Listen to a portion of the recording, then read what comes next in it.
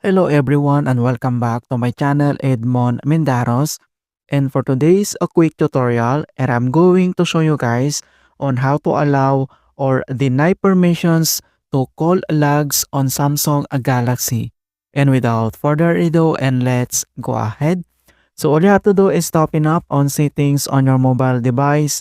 So you need to click or tap the settings in the near at settings, and then you need to scroll down, find and locate this security and privacy, and then click.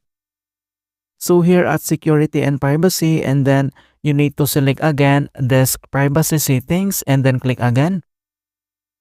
And then here at privacy, and then you need to select permissions and manager and then click. And then again here at permissions manager, and then you need to select and click this call logs and then click. So here in call log, so apps with these permissions can read and write upon a call log. So if you want to allow or deny the permissions to call logs, then you need to select those apps. So click, and then we have two options here like allow or don't allow these permissions.